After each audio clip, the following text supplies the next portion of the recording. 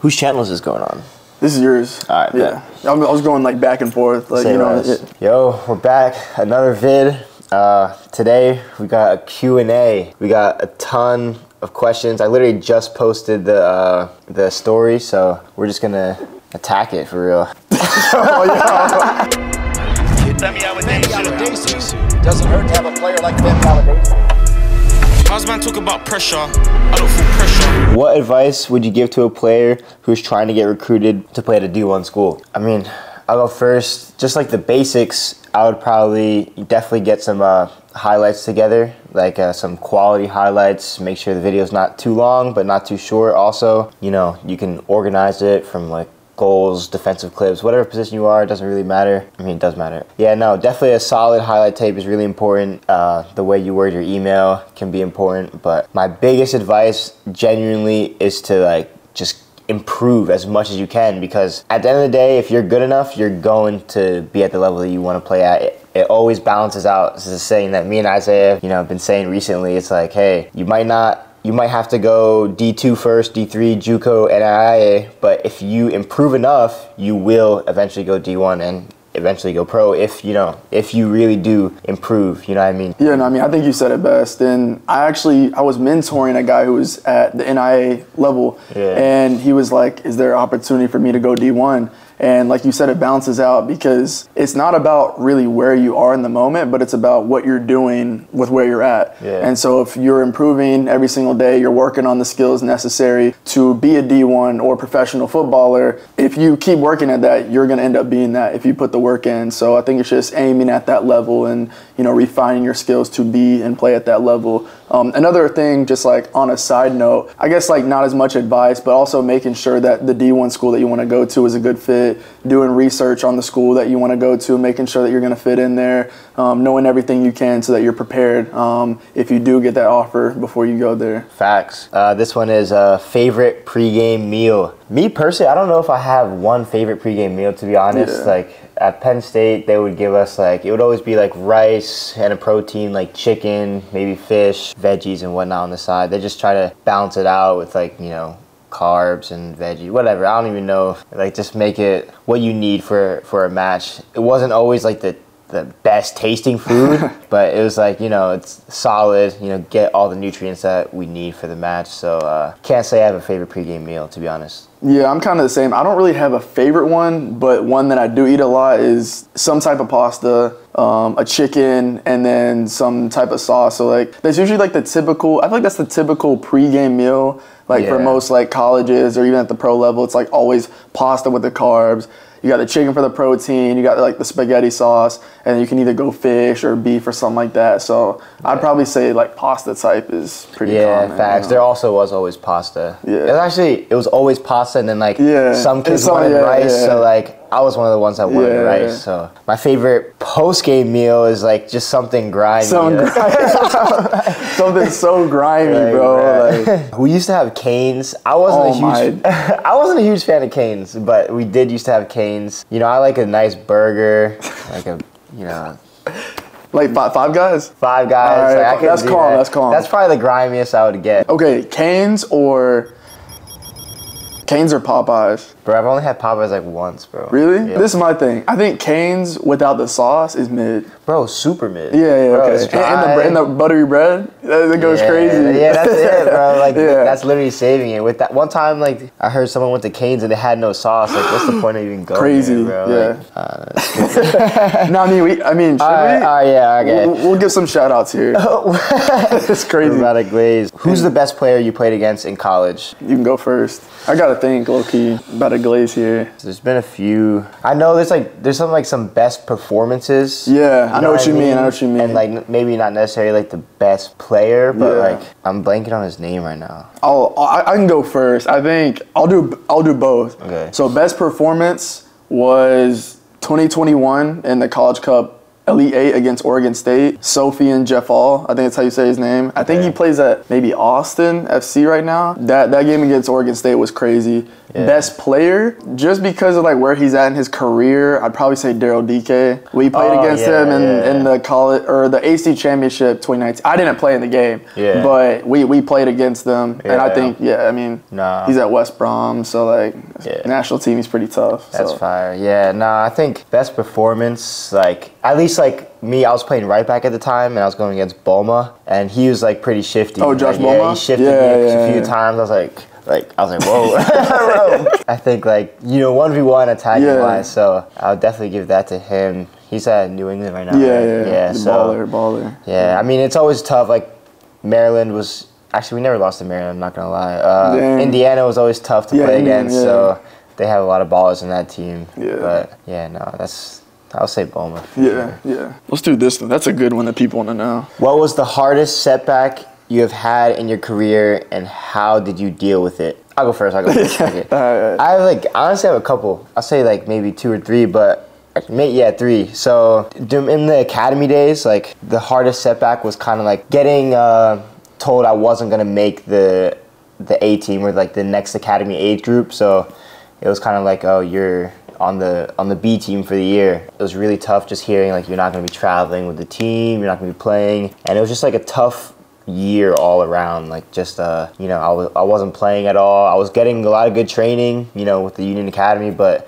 just not playing was tough. Seeing my friends play, being like just left out, it was tough. And like obviously at that age, like I wasn't even thinking about college. I was wanting to play pro. That's all I wanted to do my whole life, was like play professional. And I was like, how am I going to do that if I'm on the bench? So that was tough. Then the next setback, I guess we'll just skip to the draft, honestly. Like, that was probably the next hardest setback, was not getting drafted, because I'd put so much work in during my college career, extra hours, whatnot, just working on my craft. I thought I got a lot better, and I thought I had a really good season, both with the team and, like, personal accolades. I honestly thought I was locked to get drafted, and, like, not to get that was, like, whoa, like. And just to, like, step in, like, I fully thought you were going, like, first round, like, and this is before we even met each other, because I mean I'd been watching Big Ten Defensive Player of the Year, and then like I saw you didn't, and I was just like that had to have been like super tough, like, it was tough. I remember because like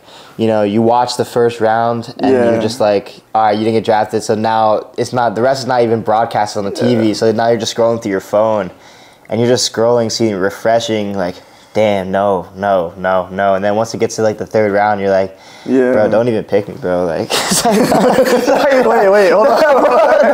No, I'll still take it. I mean, it's one of those things that just made me more hungry. The same way that getting dropped from the academy made me more hungry, it's the same way that made me more hungry. And look, if I got drafted, I wouldn't be here at this organization. I love this organization so far, so I'm just grateful. God has a different path for everybody, so just stay patient. But I'd say probably one of my toughest was actually last year, my first year playing pro with the Dynamo. I had just gotten drafted, and 10 days into preseason, I pulled my hamstring. And then, I told you this, I worked my way to come back, and then I tore my quad.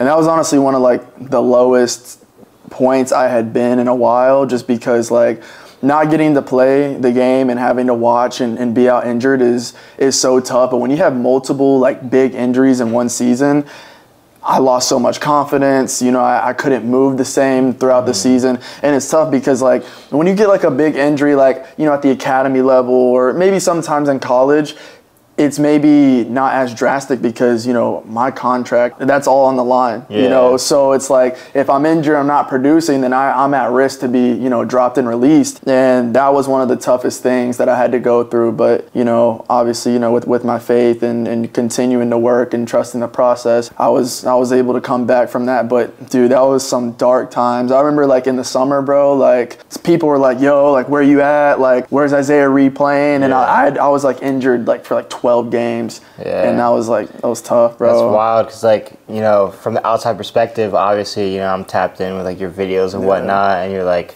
I had no idea about all that honestly until coming and like finally meeting you in person. It's just like, it's crazy. You really don't know what like people are going through behind the scenes. So I mean, And I just can imagine like the strength it took to get past that, because like you were telling me, I hope you don't mind me sharing. We can cut out if not, but like you were talking about how you're sitting in your hotel room and you had no idea whether like they were gonna sign you or not, because you got drafted but you're not signed yet. You know what I mean? So like that's just a crazy feeling. And you talked about that too. Like, you know, I was in the draft class the year before your year this year. Yeah. And, you know, like you guys have seen the videos, but like when you get drafted, it's not always a guaranteed contract. Most of the time it's not. So, you know, I'm 10 days into preseason, I pull my hammy.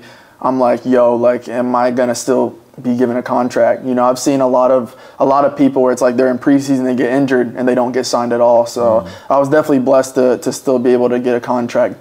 And then the second one that was really tough was my freshman year of college at Clemson, and it wasn't an injury there, but there was a change from playing at the academy level and club level to making the jump to D1. Especially like, you know, Clemson was like a really good team when I first come in, and my confidence was low. You know, like when your confidence is low, like your touch is bad, like nothing comes off. I had to, you know, school and everything. It was a lot, and I wasn't really mentally ready for it, and that was super tough, because I remember going into COVID, I was thinking like, bro, like I don't think I'm even gonna play pro. Like I was thinking, I told you, I was like, bro, I want to go to law school. I was thinking about other options, bro. I was like, shoot, bro, I'm gonna have to go to law school. I'm gonna have to do something else. Like I really was starting to lose, I hate to say it, but I was starting to lose a little bit of that passion for the game. Like that's what, you know, sometimes a really tough season can do to you. But throughout COVID, I was able to find that love again and persevere, and I was able to have a really good rest of my career at Clemson. So there were some really good deep questions. See, something's like light, you know, something fun. That's what I was thinking. Maybe a little bit of banter. Take it back up. I saw someone, you can keep looking, but I saw someone there like We Up times Drip FC collab.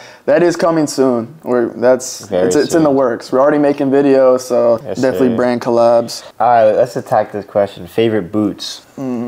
If you've seen the videos, obviously you know I'll be doing boot reviews here and there. My favorite boots are like speed boots, like lightweight boots, you know, pretty thin, not too much going on like around the surface in terms of like, you know, I don't know, like rubber or like ridges or whatnot. You guys know me, I don't care. It could be made out of cat, like I'm wearing it as long as it feels good. So Vapors have always been my favorite. Like, I guess that's not my it's my favorite because like they're just so consistent. Like a Vapor drops, you know exactly what you're gonna get. Even if you're a little bit disappointed in like the model or whatnot, like you kind of know what you're gonna get. So I would say Vapors for now, but I have been really liking the Mizunos. The Mizunos are fire. If I was allowed to wear them, I don't think I am allowed to wear them right now. Yeah.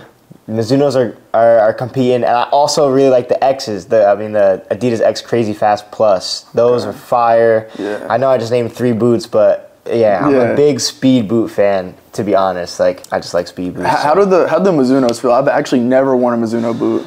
They're just really not the speed ones. Like the speed ones are just kind of like Vapors, but the leather Mizunos are the most comfortable boot you ever wear, in my opinion. Like they're so soft, especially if you get the made in Japan version. Actually, it doesn't really matter to be honest, but yeah, that's what I would say. Yeah, I think you're right. You can't go wrong with the Vapor. Like I've worn those forever. I mean, literally since I was like a jit. So definitely a nice pair of Vapors. Like a specific type, I don't know. I'm not really too savvy with like all the names, but yeah, definitely a pair of Vapors. I've been rocking the Pumas lately. The orange Pumas. Yeah, those are my favorite boots right now. They're super light. Really good for speed, and I like the look because the orange on orange, it's pretty valid. We had a photo shoot today. He was rocking the exactly. It was tough. But yeah, the orange Pumas definitely for sure. Vapors. In terms of the colorways, something vibrant. I like vibrant cleats. Can't go wrong with all white boot. I love all white boots as well.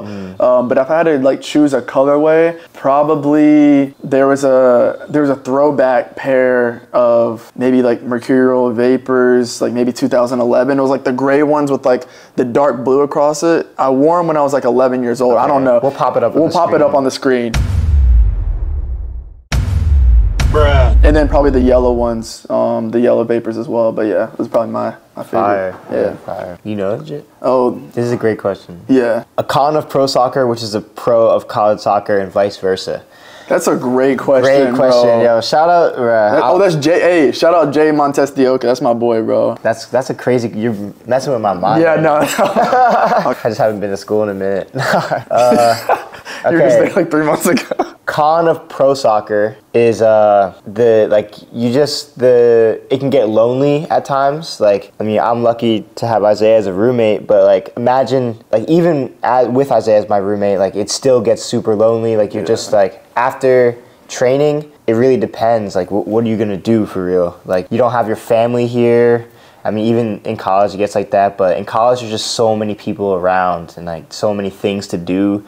Like as a pro, you can't really do anything because you have to be recovering for the next day. If you're out, even if you're like going on super long walks, like I don't do that because I'm just too lazy and too tired. Like I just want to rest and recover for the next day. So, but in college, it's like pretty acceptable just to, you know, have more of a social life. There's a lot more people around, you know, a lot more things to do. That's the first part I would say. Yeah, no, that's the biggest one. It's like the amount of free time that you have. Like, you have a lot of free time. It's like people look and it's like, yo, like that's awesome. Like if you had all that free time in college, like you'd be, you know, doing whatever, you know, because everyone's on campus. Yeah. But like when you're a pro, like, I mean, even like Femi said, we're even roommates, and sometimes it's just like, bro, like, what do you do with all the free time and stuff like that? And obviously we you know, we do our own stuff with our brands, but I mean, it still gets tough sometimes not having your family, friends, you know, girlfriends and stuff like that. Like it gets tough. So I'd probably say that's probably like the main one for sure. Yeah, I will say that because if I didn't have like a brand to work on and stuff like that, I can see myself being super bored, you know, and just like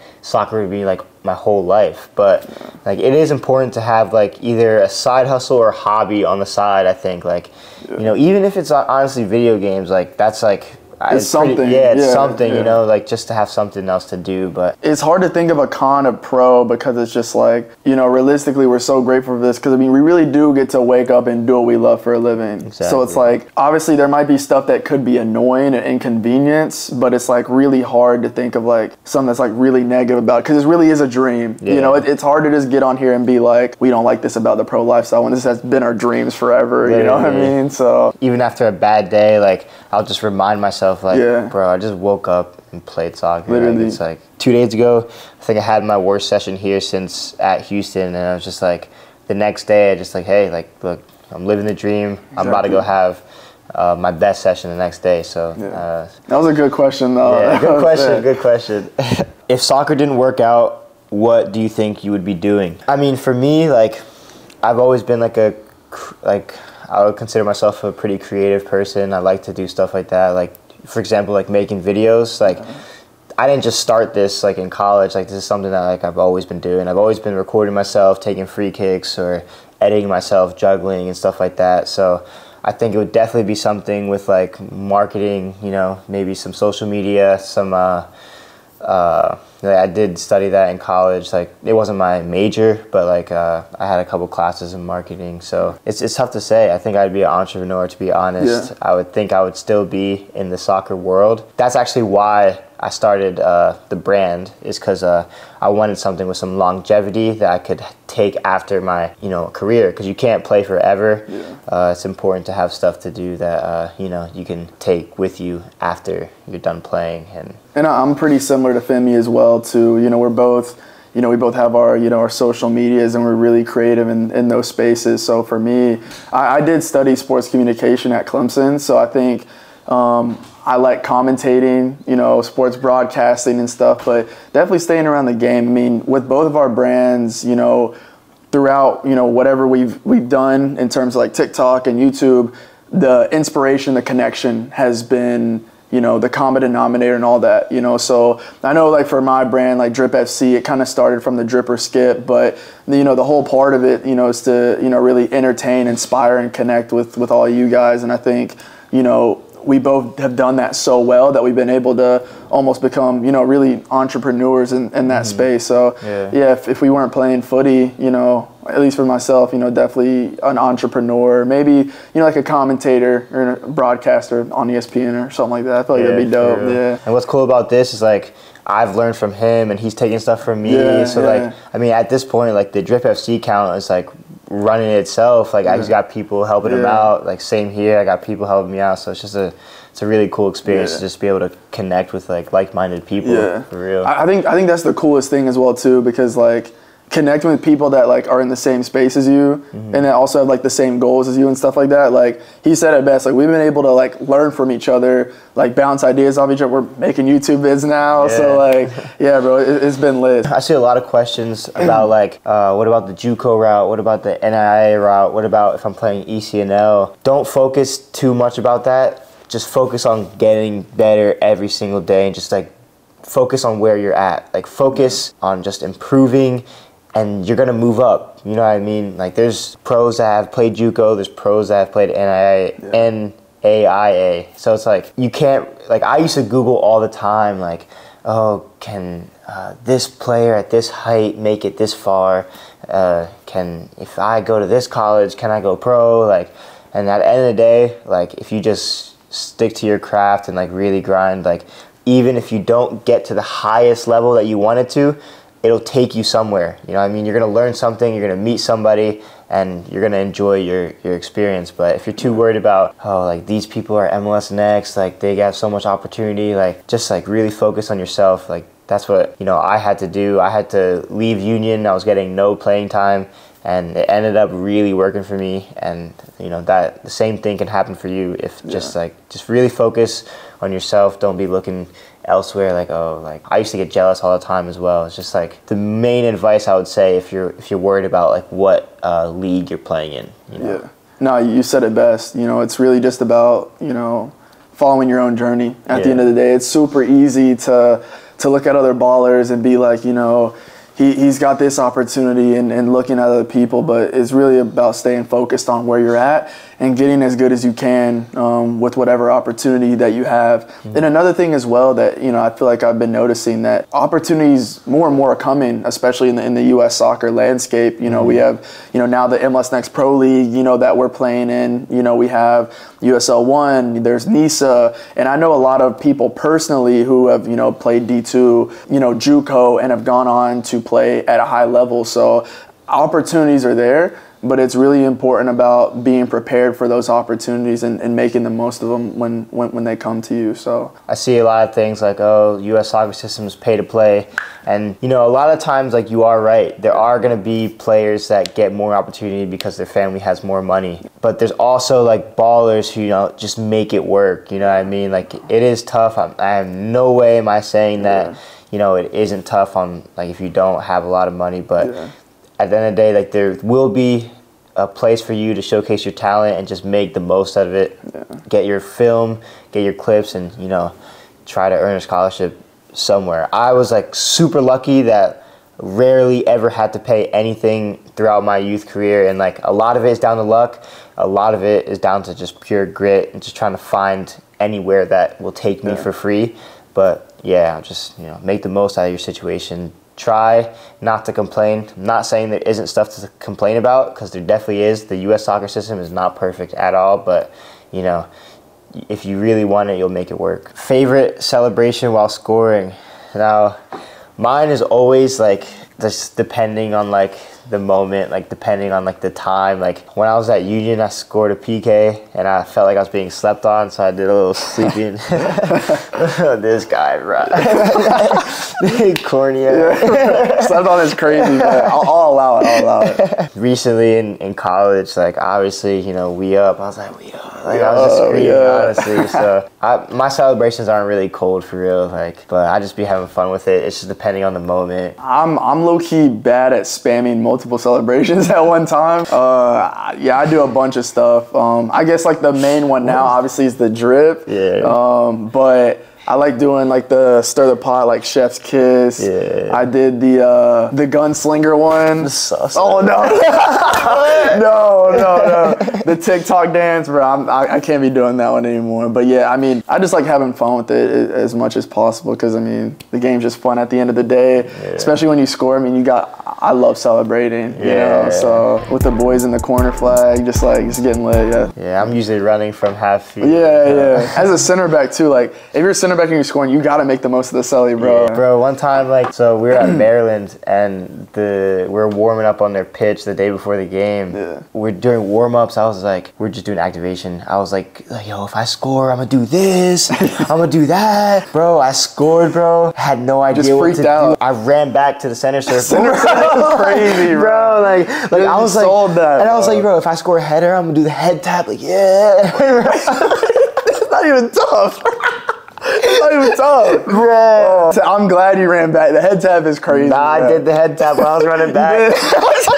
That was not tough. What have you learned by playing away from your home state? So I guess this question is kind of just like, you know, how is it, you know, being away from home and playing? In all honesty, for me, it really hasn't been too hard. I did it, like I moved at 17 to Florida to play, and like I don't think I honestly got too homesick. I don't know why that is. Maybe like I want to see my family as much as possible, so you know, it is really nice to go back. But I think it's one of those things that, you know, some people are able to get used to, and some people it's harder. No, yeah, I think for me, you know, it was a little bit tough because I pretty much grew up playing in the Carolinas my whole life. Played at Discoveries, I was in Rock Hill, then played at CSA, and then I went to college at Clemson. So that's only like 2 hours away from my house. So moving to Houston was the first time I really played away from home. And I think like that adjustment of being so far away from home was like a little bit tough, especially because I had pulled my hammy like 10 days into preseason, all alone, away from family, away from friends, my girlfriend. Like it was tough for sure. But I think like me being able to find friends on the team and, you know, start getting those connections, you know, that helped, you know, to kind of have that family feel. So I think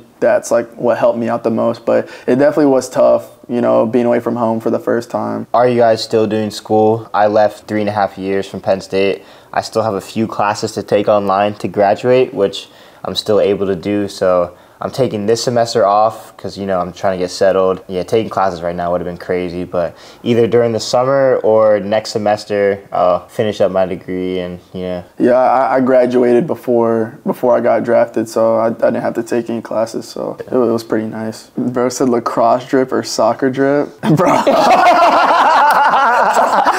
Bro, someone said a drip or skip, bro. Should we just do it? This one is, what was Isaiah's path to pro? I'll just go ahead and start from the beginning. I started playing at Discovery Soccer Club in Rock Hill when I was 6. They're now Charlotte Independents. After that, well, I did go to Manchester City when I was 11 in their youth academy for a couple months to train there. Nothing came out of it, but it was a cool experience. So I came back from my trial at Manchester City, and I played with Discoveries, and then I ended up moving to Charlotte Soccer Academy and played for their DA team. From then on, I was able to get my first national team call-up at the U16 level. I got humbled very badly. That was my first time playing left back, actually, and I went up against some of the sickest wingers in the country. They're absolutely cooking me, and that was a pretty tough experience. But came back, played at Charlotte all the way until my U19s year. I committed to Clemson my sophomore year of high school. I'm from South Carolina, so like it just made sense. I just wanted to go the college route. And I played at Clemson for 4 years, and then I was drafted here at Houston Dynamo and signed for the second team. So definitely a lot of ups and downs in that journey as well too, but you know, that's just kind of, you know, the gist of, you know, how I came here. Yeah, for sure. Be sure to check out Isaiah's channel. I'm sure that he'll give more in depth on that on there. But someone said, who's been your biggest inspiration on the Dynamo first team? Honestly, it's been one of the assistants. Like one of the assistants has just been really helping me a lot. He had a really good career in the MLS and just has a ton of knowledge. He played center back. You know, it's just been teaching me a ton, small details that are just gonna help me improve my game. And he just telling me how it is too, you know, telling me, hey, like you need to do better at this, like you need to work on that. And then like also just details that, like, you know, from his experience that I don't know yet. So that's definitely been the biggest inspiration so far. And then like honestly just being able to be so close to that environment and just watching them you know, train, if I'm in training, you know, really soaking that in, and then pause, but That's not even possible. Really learning as much as I can, watching the games. Being so close to that high of a level is just inspiring in itself. And then definitely that one assistant coach. I don't want to name anybody in case they don't want to be named, but yeah. I think that's going to wrap up the first Q&A. We'll probably do another one in the near future. A lot more videos to come. Comment down what you want to see. Check out Isaiah's channel.